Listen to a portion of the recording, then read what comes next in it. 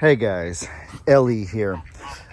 Today's video is not our usual humorous laughing video. This right here is a serious video. I'm sorry to start off so gruesome and grotesque, but I do need y'all to see this right here. Our sweet Ziggy bird just got attacked, and we do need you guys' prayers and support for him.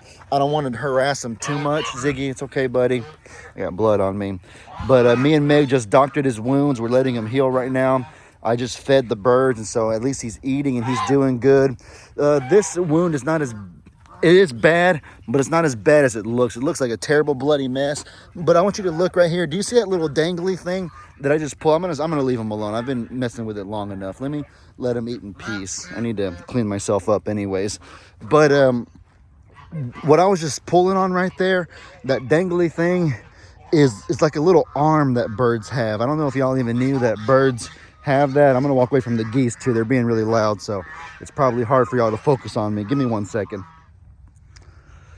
So that little arm that I was messing with, they call it a vestigial organ. Some of you might have heard of the term, but a lot of animals and even the human appendix to an extent is called the vestigial organ. And what that means is, these are feathers right here from where Ziggy got attacked. I'm so thankful to God that he's okay. He did lose quite a bit of feathers though. And so, as I said, I think the blood makes it look worse than it actually is. I think he's got that little arm chewed up a bit, which is no small matter, of course. We take everything with our babies of utmost severity, and we're gonna take all the precautions for him. We already doctored his wound, like I said, but thankfully that vestigial organ is a body part that serves little to no function. I just looked it up to make sure that's what it actually is. And so, like, you know, the human appendix, obviously we all have one, but the appendix doesn't really serve any significant function. It doesn't really do much to benefit and serve the human body. I myself had appendicitis when I was 8 years old, and so my life has moved on seamlessly since then. So I'm not missing out on anything in my life because I don't have an appendix anymore. If anything, it only caused problems in that it bursted and it had to be removed in the first place. And so, kind of like that, Ziggy's little arm, the little arm that emus and other birds have, is just a useless organ. I don't even know why it's even on there, but it just kind of dangles there. It just exists. And so if you have to get attacked, I think that's where you want to get attacked at. Much better than an actual organ like the heart or the lungs or something like that. And so we're very fortunate. We're very blessed that it wasn't worse. I don't mean to go off on a tangent when this is like a serious video, but it's kind of interesting, the whole thing about vestigial organs and whatnot, where they even come from, like how they happen and whatnot. I know in evolution, whatever Ziggy descended from probably had a use for that little arm, whatever species, whatever creature. And so as biology, as nature takes its course over thousands of years, the animals start to shape a little bit differently, and then the little limb, if they don't have a use for it anymore, it just kind of becomes withered over time. And so that's kind of a whole interesting thing, the concept of, you know, religion versus science and whatnot. A lot of people think they contradict. Of course, for me, I predominantly, first and foremost, believe in Jesus Christ. So that's like the absolute that doesn't change. I've seen his works and his wonders and his power firsthand. So of course, I have more evidence of that than I do of science. But I don't know if that necessarily means that science is false either. I think there's a lot of truths, a lot of good information that can come from science as well. And so I don't really know exactly how old the earth is. Some people think it's billions of years old. Some people think it's 6,000 years old, the biblical timeline. A plausible theory that I've heard that I might go with is that even if the earth is kind of younger, God could have created it with the appearance of age. Think about Adam and Eve. In Genesis, when Adam and Eve are created, it's kind of implied that they were created with the appearance of, like, you know, a grown man and a grown woman, let's say 20 or 25 years old. So even though they would have been like 5 seconds old, they would have had the appearance of a 25-year-old. And so in the same way, maybe God created the earth 6,000 years ago, but he left artifacts and remnants that gave it the appearance of being older than it actually is. It's just a theory. I don't know exactly. I'm always fascinated by that theory, but y'all are free to let me know y'all's theories down below. It is kind of a interesting subject matter. But anyways, on a more serious note though, not that that's not serious, but I need to explain to you guys how this attack happened and kind of the really difficult predicament that it puts me and Megan. So guys, I know when I said an attack, it sounds like a predator got in and hurt our Ziggy, but the frustrating part about it, I don't know if this makes it better or worse, is that it wasn't a wild predator that got in and hurt Ziggy. The damage that was caused to him, it breaks my heart to say, but that damage was caused by one of our own that we just brought in recently. We met a family that had a good dog. I've told the story before many times, and this was about a month ago. They needed a new home for their dog, and they watched the videos. They live close to here, and so they thought the sanctuary would be a good fit.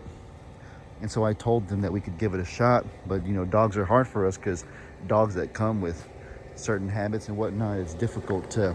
Here's Megan, the piglets. Hi, Bubby. How are our little piglets? Yes. How are our little piglets? Are they doing good? They're doing good. I'm slightly worried about one. What's wrong with it? It's the little black one. Just a little skinny? Just a little skinny, so I'm going to jump on it before it's a problem. Not lethargic in any way. It's hiding inside the thing. It was just out. I was just playing with it. Oh, just a little skinny. Yeah, I think that when that's the runt. Yeah. And so what I'm going to have you do is when you go out tonight, get me some goat milk replacer. Goat milk formula. We'll just see if we can try to supplement it a little extra. Supplement him a little, or her a little bit. I'm not too concerned because I've watched her. I don't know why I keep saying him. Yeah. It makes me think of Pig Newton. But, I've seen it nurse off of her.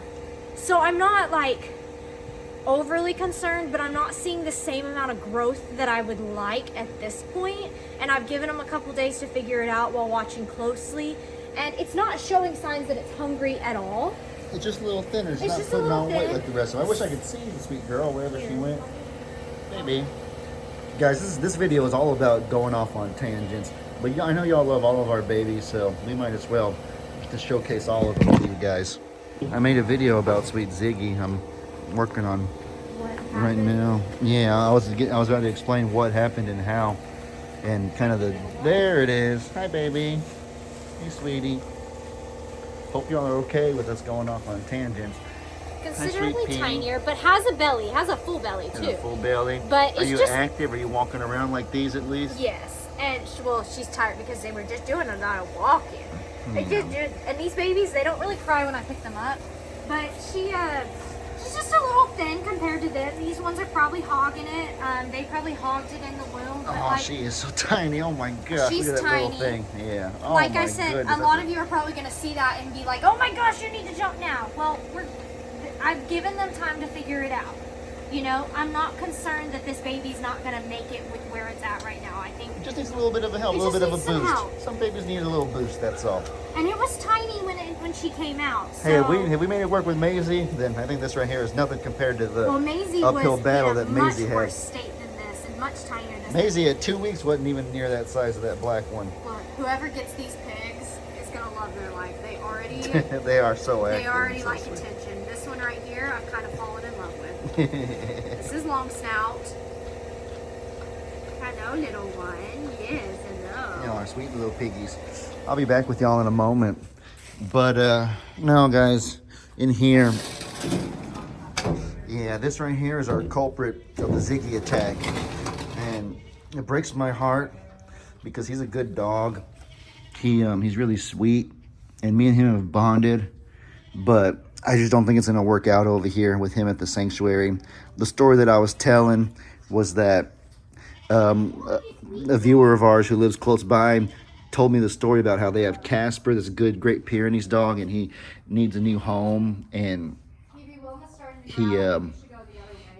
and they just don't know where else to take him, and they asked if we could possibly take him in for ourselves. And I had said I can't make any promises because we already have 2 dogs that are a similar breed, and so I would hope they would get along decently well. We could always bring them by to try to do a little trial run and give it a shot, but we don't know for sure. And so she said, that's okay, I appreciate the honesty, let's at least try. And so we brought Casper over. This was all about a month or 2 ago, like I said, so I'm sure some of you remember this video.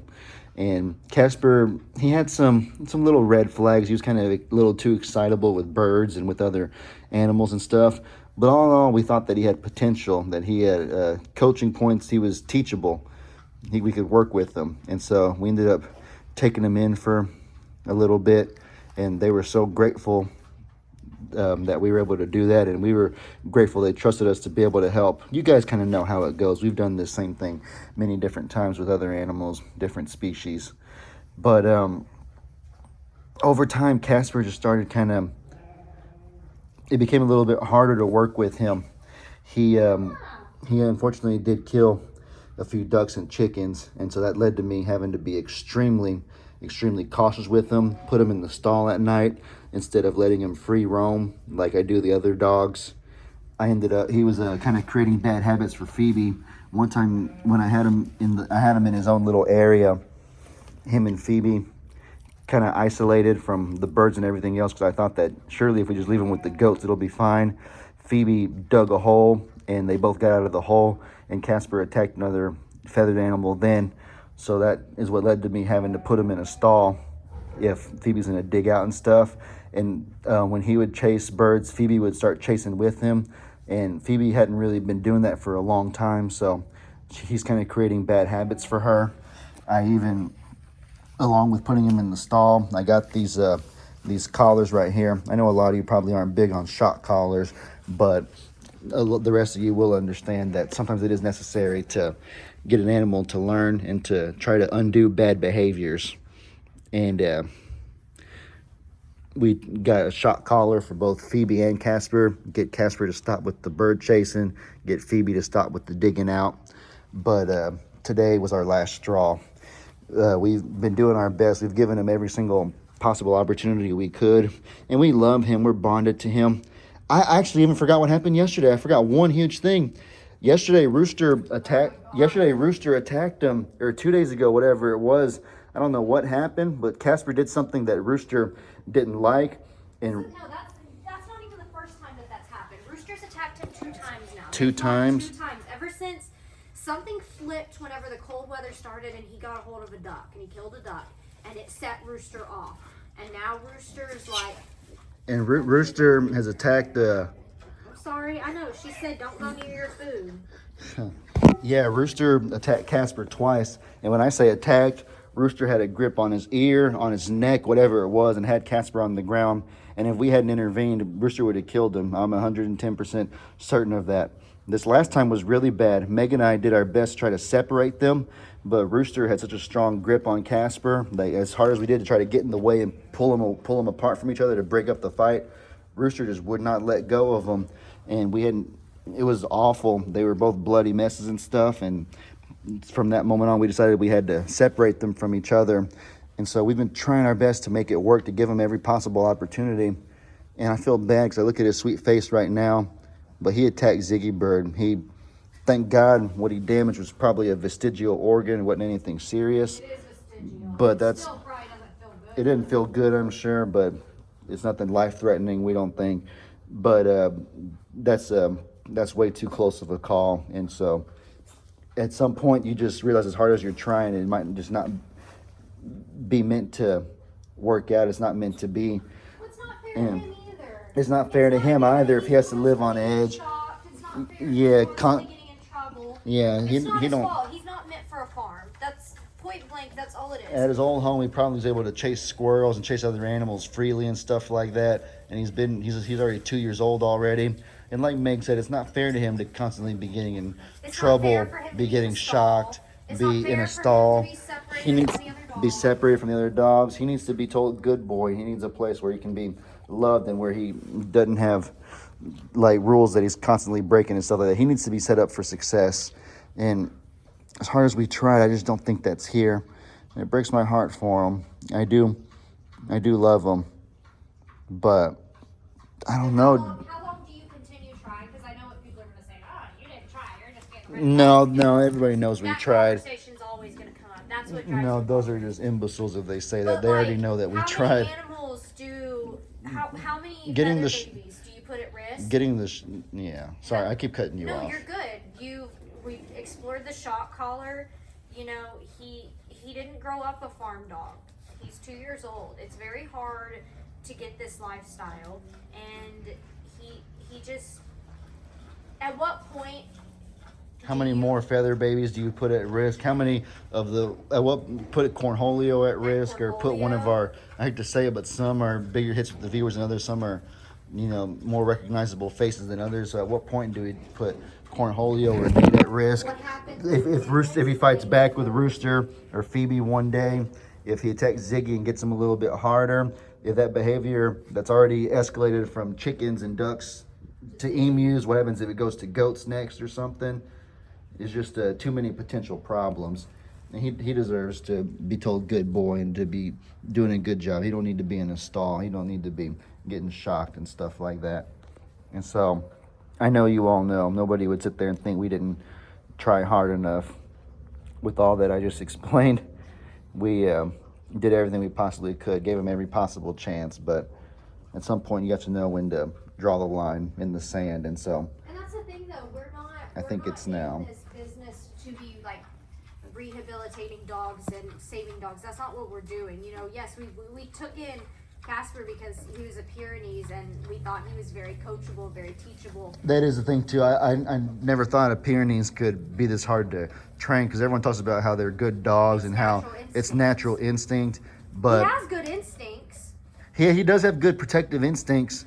But unfortunately, the predation, the predatorial instincts. That's what Allison told me, the founder of East Texas Hoof and Paw Animal Rescue. She talks about with Bluey that huskies and other animals just have a very predatory nature, and sometimes it's hard to get it out of them.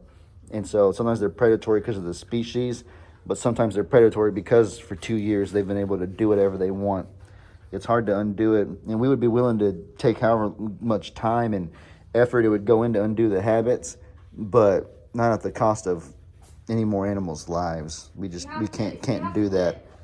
You have to put the well-being of the entire farm. Yeah, the well-being of the farm always comes first, and I'm sure y'all can understand. I mean, we're not like, that doesn't mean we're just gonna toss him out to the side of the road like. No, I already contacted his previous owners to let them know the situation, and so we'll see what they say, and then if they're unable to take him back, then we'll find somewhere good for him, definitely, just like we did for Bluey. Maybe even the same place as Bluey, who knows? I know she's busy, but we'll see. Or if anybody who lives in Texas wants to give it a shot with him, then, or anybody who lives nearby, he does need a new home. Cornholio's fine, by the way, don't worry. I didn't want to scare anybody. Cornholio, Nate, King Robbie, Lovey, and Dovey, all of our geese, all of our familiar friends and faces are doing fine. And also the bad habits he's creating for Phoebe too. That's another thing. Phoebe's young and impressionable, and so we need her to take more after what Rooster does, the good example Rooster sets, not this example right here. That's harsh. I feel bad saying it like that. He's sweet though. I really do love him so much. I hope y'all can understand. I know I ranted for quite a while, but I hope y'all can understand where I'm coming from. We just want everybody to live in peace and in harmony and get along, and everybody to be happy, best that we possibly can. I know y'all understand. I know sometimes with little things, whenever there's like a negative comment or two, it can just feel like the whole world's out to get you, because unfortunately, just human nature, sometimes the negative carries more weight than the good, and it really shouldn't be that way. I make a conscious effort to never let it be that way, but sometimes you just can't help it. Sometimes a negative comment will stick with you more than 100 positive ones, and so sometimes you do have to remind yourself of what really needs to matter. But the point I was making is that I know once in a while it can feel like that everybody's out to get you, that the whole internet hates you and whatnot, that everyone thinks you suck and whatever. But if we were really to break it down, I know 99.9% of you will understand and will respect what we're doing and will support us entirely. And for the 0.01%, it doesn't even deserve the dignity of a response. But all right, guys, I probably should wrap this up. I hope y'all enjoy. I mean, it's hard to enjoy a video like this. Y'all do get to see cute little piglets, though. Meg has been doing so good socializing them. They're doing really, really well. What are you climbing on top of your sister? I need to clean this blood off of my fingers, too. I was going to go to my mom's house later, so if my mom sees me with blood on my fingers, she'll freak out. Yeah. She won't see. She's not going to know, is it yours or something? She'll think it's mine. I got into a fight or something. Can't have her thinking her good, well-behaving son got into a fight.